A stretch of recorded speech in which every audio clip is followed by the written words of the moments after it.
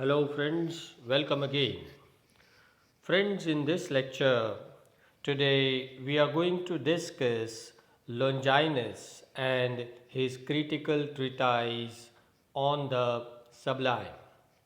Friends, in this video, first we will discuss the meaning of sublime. What is sublimity according to Longinus? That we will discuss.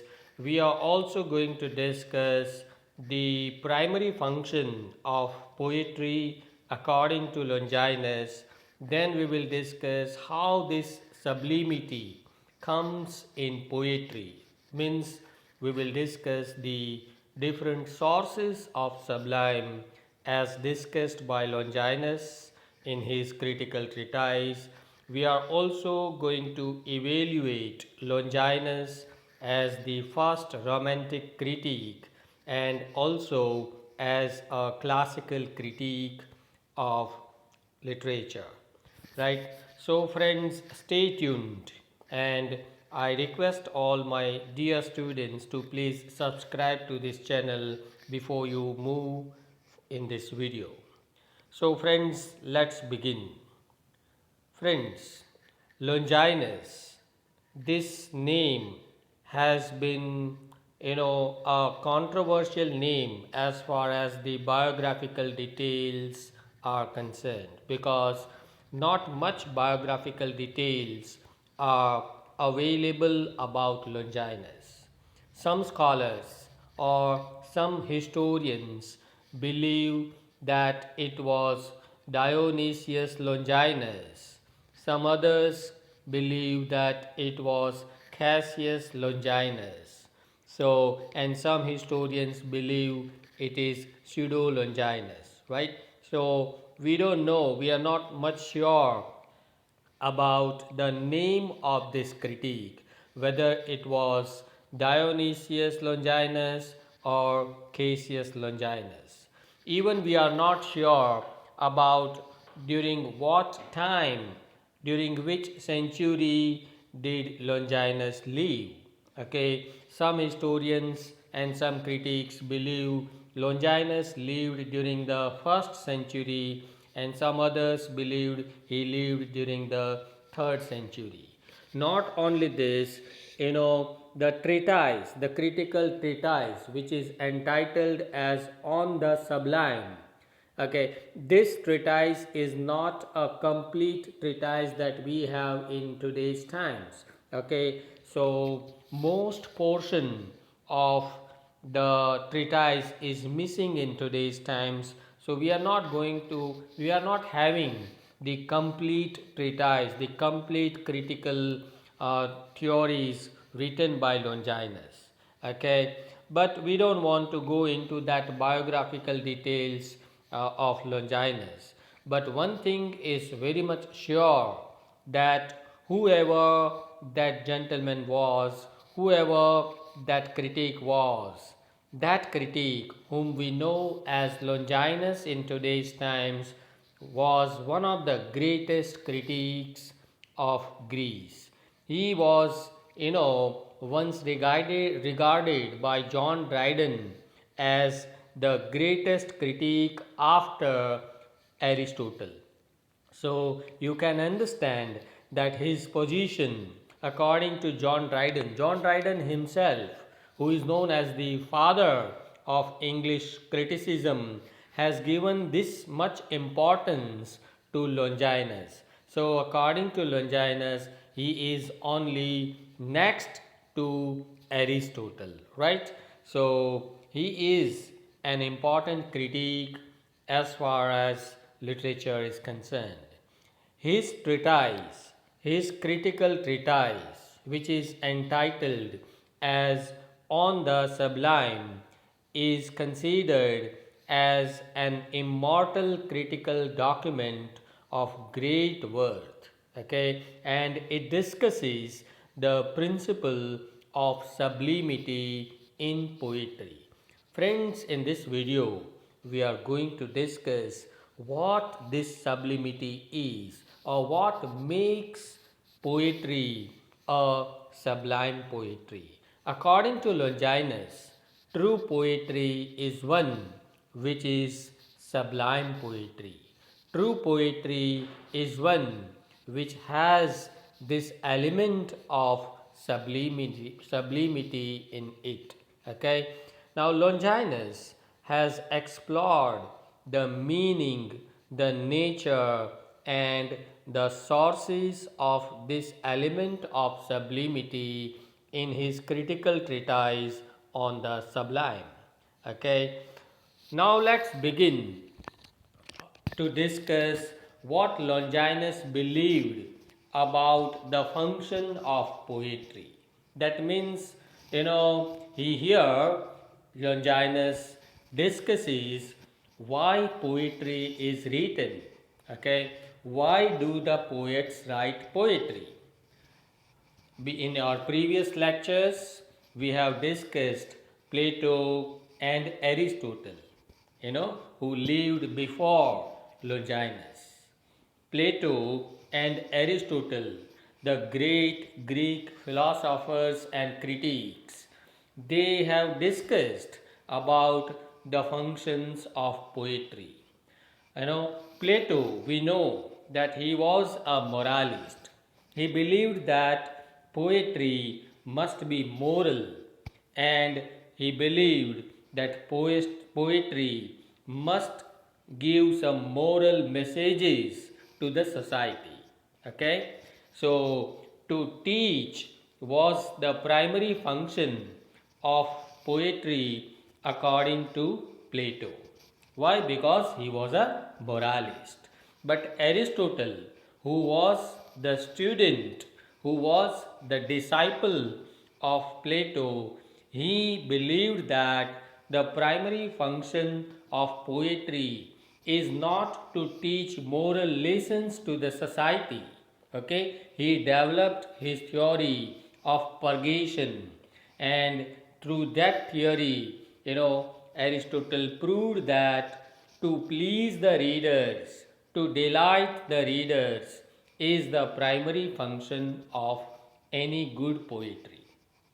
But now, Longinus goes one step ahead by saying that teaching moral lessons and pleasing or delighting the readers take place only when the readers are first of all transported or moved to the world of the poets.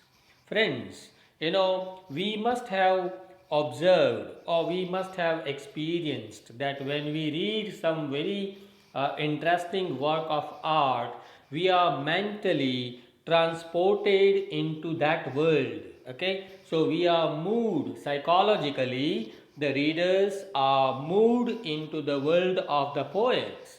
It is only after this movement or transportation, that we are delighted.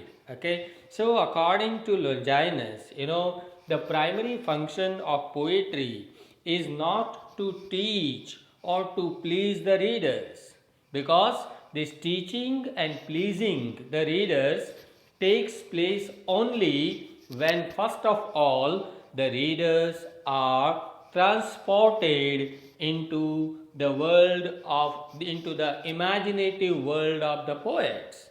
Okay, so the primary function of poetry according to Longinus is to move, to transport, or to uplift the readers. Okay, and for this work has to be a sublime work. If a poet wants to move the readers psychologically, if the poets wish that my readers must be transported psychologically into my world, then that work of art which is created by the poets must have the element of sublime, the element of sublimity.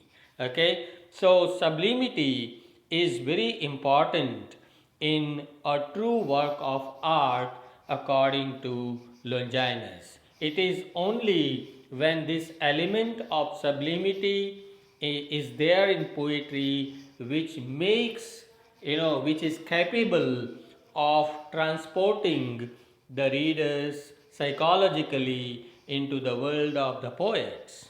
Okay. Now let's first of all discuss what is this sublimity in poetry. Okay. Sublimity means a kind of loftiness, a kind of distinction and consummation of excellence in language, in expression, and also in composition. Friends, try to understand this statement. Sublimity means what? Sublimity means greatness. Okay? Sublimity means extraordinary element. Now this greatness of what? It must be a greatness in language, it must be greatness in expression of the ideas, and also there must be some greatness in the composition of the poem. Okay, so try to remember these three things: loftiness or greatness in language, number one, in expression, number two, and in composition, number three. Okay, sublimity, according to Longinus, is the echo of a great soul. That means, Longinus wants to say that only a great soul can bring this sublimity in poetry. That means, the poets, the true poets, are the great souls according to Longinus. Okay. Now, this sublimity comes in a work of art from two different things. Number one, genius of the poet and talent of the poet. Now, what is this genius? Genius means the gifts of God, or the genius means the natural talent, right? You can say, you must have observed that some children are by birth great children, right? Some children have developed their skills right from their birth. So you can say by birth they have received some great gifts of God. That is called genius. And talent. Talent means the skills which we develop by practice, by learning, by efforts. Okay? And if you want to be a true poet, if you want to be a great poet, Longinus says that the poet must have a genius and he must have this talent also. So, nature, that means genius, and art, that means talent, both are required in order to write a sublime poem, a sublime poetry. Okay? According to Longinus, art is perfect when it seems to be nature. That means every art must have some natural greatness of the poet, and nature hits the mark when she contains art within her. That means, nature and art both are required in a poem which is full of sublimity. Okay, now from where do we bring this sublimity in poetry? So, what are the sources of sublime according to Longinus that we want to discuss now? Now, Longinus believed that there are mainly five principal sources of sublime, as you can see here on the screen. These five sources are grandeur of thought, that means greatness of thought. Number two, strong emotions. Okay. Number three, the use of figures of speech. Number four, noble diction. And number five, dignified composition. True sublimity comes in poetry from these five sources, and these five are known as the sources of sublime. Okay, the grandeur of thought and strong emotion, you know, these two are inborn gifts of nature, right?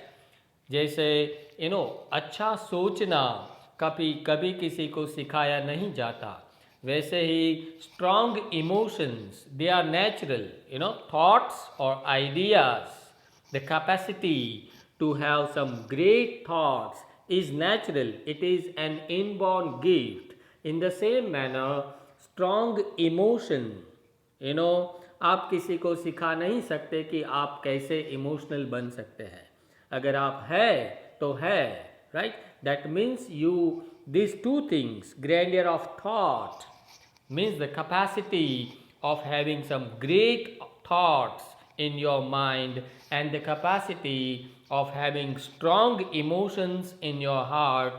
These are natural gifts of God, okay?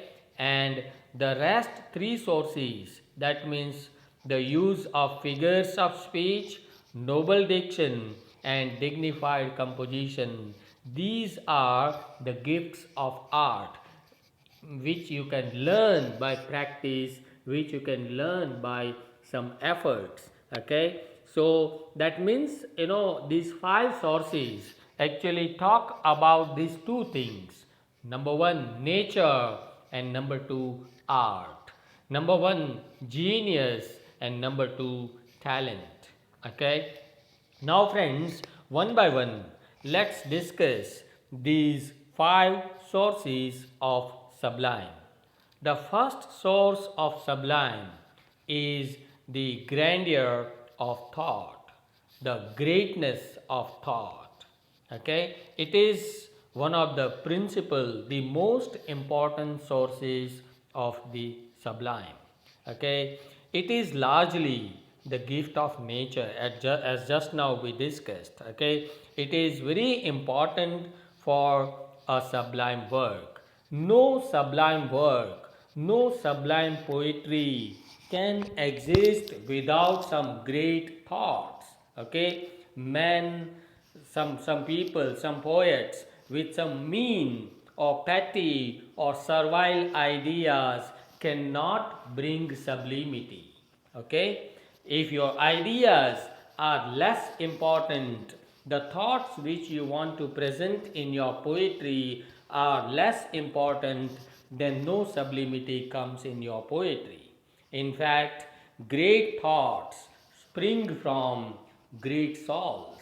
Okay, so only a great soul, a great poet, a great mind can bring great thoughts in poetry.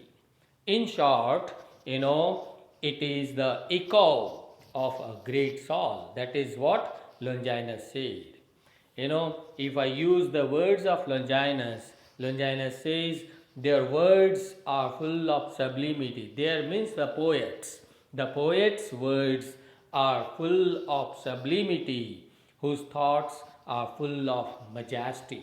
Okay, so the great people, the great souls, the great minds can only write great poetry.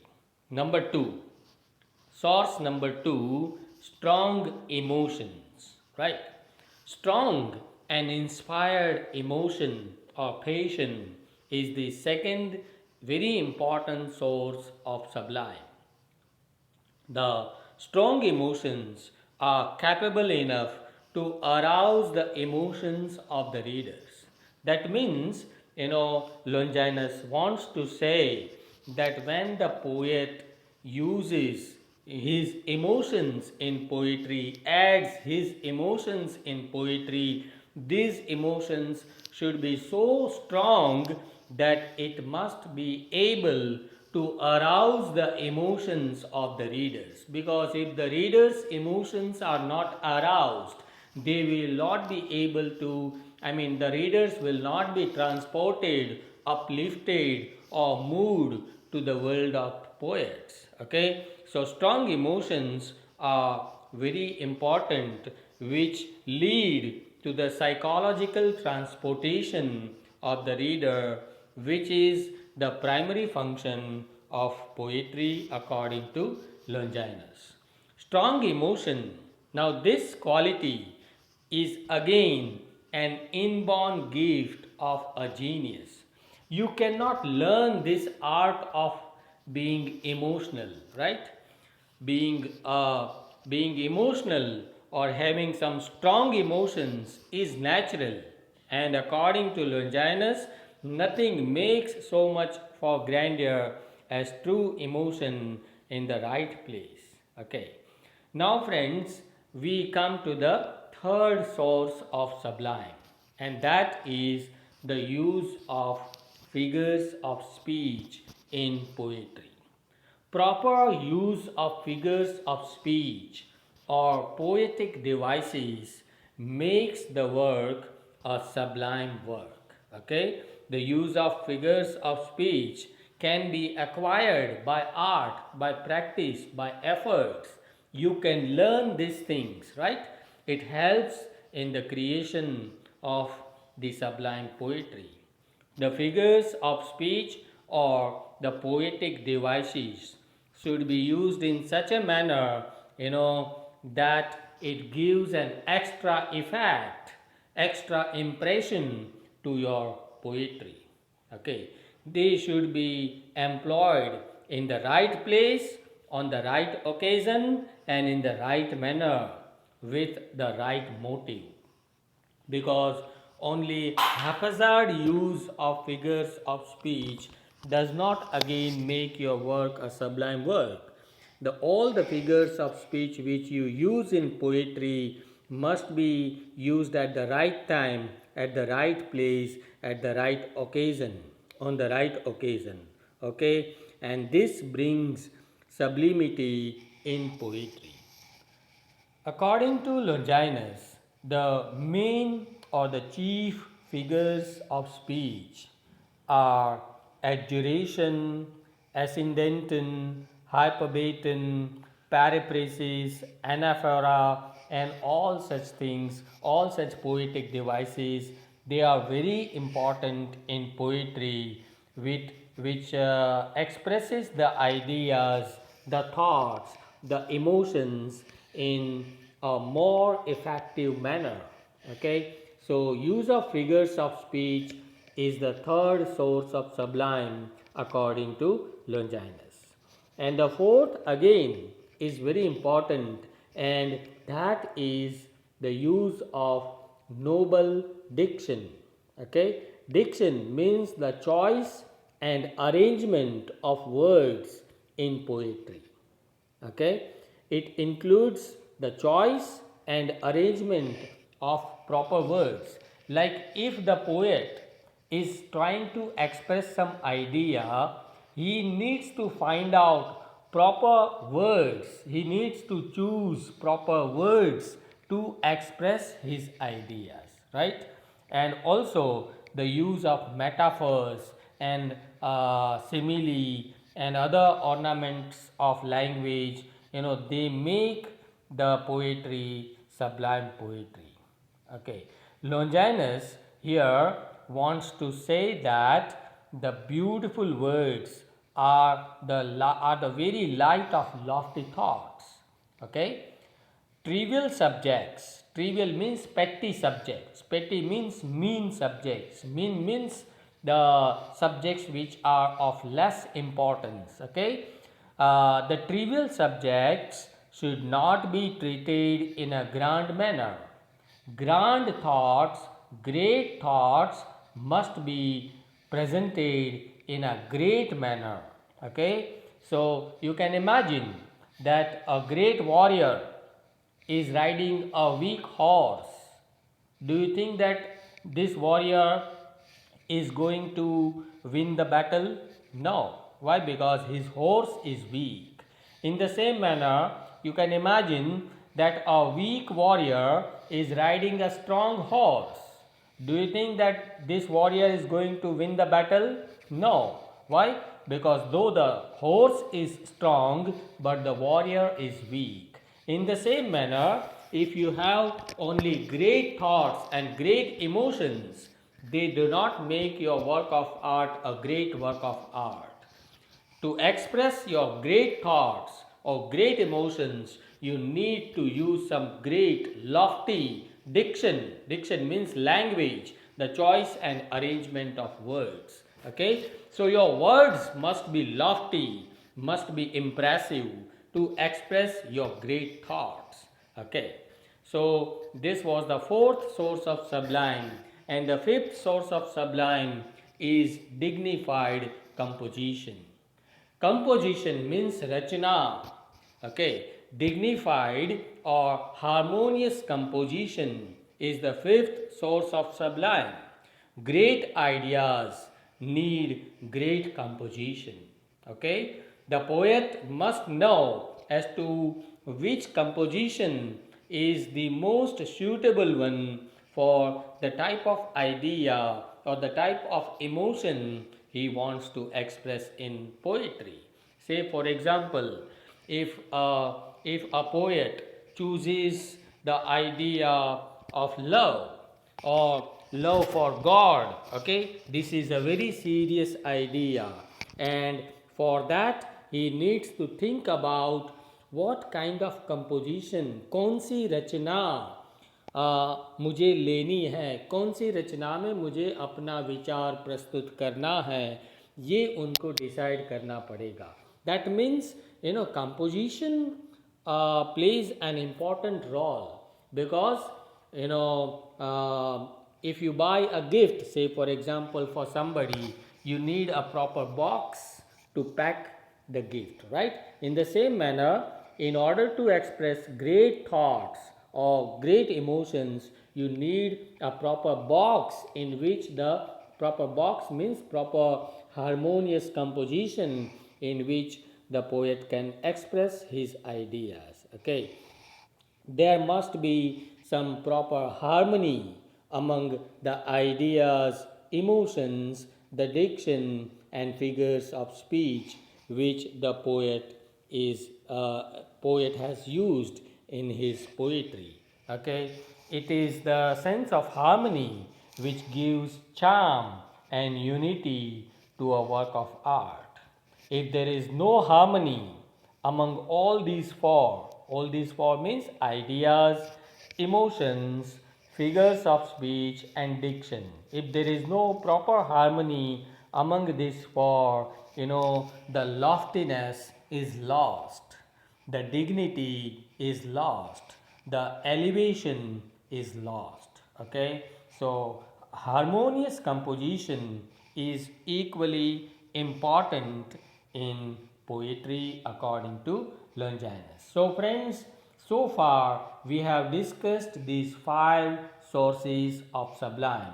Sublimity is very important in a work of art according to Longinus, and this sublimity comes from these five sources of sublime. Okay, now friends, let's examine Longinus both as a classical and also as a romantic critique. Scott James has called him as the first romantic critique.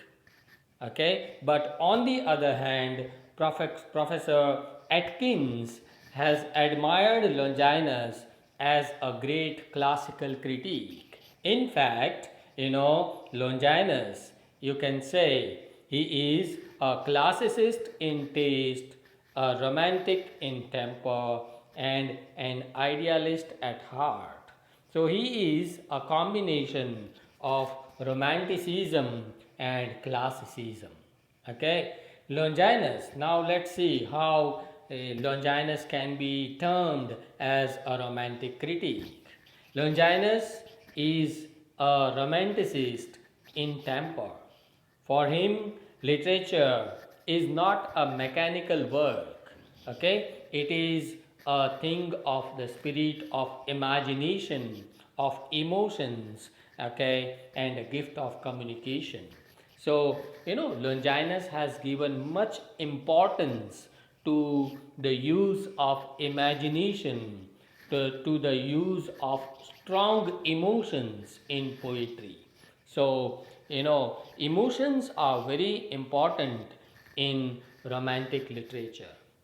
His emphasis on emotion, passion, ecstasy, beauty, psychological transportation of the readers, okay, intensity, inspiration, all and subjectivity, all these things, make him a true romantic poet, true romantic critic. His love for beauty, his love for art, okay, and his love for violating the rules of the ancients also make him a romantic critic. We know that a romantic critic is one who violates the ancient rules, who loves freedom, and Longinus is one such critic. Okay, he is really a romantic critic. Why? Because he believes in the romantic function of literature and he discards the moral function of literature. In the beginning of this video, we discussed, we compared Longinus with Plato and Aristotle. Plato, who was a moralist, he believed that the poetry, true poetry, must teach some moral lessons to the reader, but Longinus discards, he rejects this function of poetry and he says that true poetry must first of all move or uplift or transport the readers psychologically. Okay, so there you can say he comes out as a romantic critic. At the same time, we can also evaluate Longinus as a classical critic. Okay, why? Because he is a classicist in taste. The classical qualities of Longinus, are quite obvious when we read his critical treatise on the Sublime. He shows a great reverence and respect for the ancient models, for the ancient writers. Okay, so love for past, or you can say respect for the ancient writers, is one quality of a classicist, right? So when he respects the Greek models, when he respects the Greek tradition, and when he advocates the art of imitation, that way you can say that Longinus is indeed a classical critique. Why? Because this idea of imitation, which was discussed by Plato and Aristotle, is again followed by Longinus. So you can say that he was a classical critic. Why? Because he follows the ancient models, the ancient styles of the ancient ideas of the art of imitation. Okay, not only this, Longinus has given much emphasis on order and grandeur of thought and language. Longinus talks about the restricted language. The poet has to be very conscious about the use of his language or the use of diction. So when he talks about the noble diction, when he talks about the use of figures of speech, he comes out as a true classicist, because a classicist believes in the restrictions, in the rules and regulations, which are also discussed by Longinus in his On the Sublime. Okay, so in his emphasis on the use of figures of speech, diction, and proper harmonious composition, he comes out as a classical critique. So friends, now we come to the conclusion of this discussion. Longinus, you can say, is one of the greatest masters of criticism. He is, in fact, the pioneer in the field of literary appreciations. Okay, on the Sublime, is the first and a unique treatise, unique critical treatise on style. Okay, many critiques after Longinus were much influenced by his theories. Okay, and Milton, John Milton, who is the one and only epic poet of English literature, he is one of them. Milton also claimed that Longinus was always the tutor whom he always worshipped. Okay, so Milton also had much respect for Longinus. Not only this, he was the first critic. Longinus was the first critic who went against the great masters of criticism like Plato and Aristotle. So, all in all, the theory of sublime as discussed by Longinus is very important for the students of English literature. So, friends, here we come to the end of this discussion. If you have any doubts or queries, do write to me in the comment section of this channel. Friends, if you have not subscribed to this channel, please do subscribe to the channel so that you can get some more notifications when I upload a new video. Thank you. Thank you very much.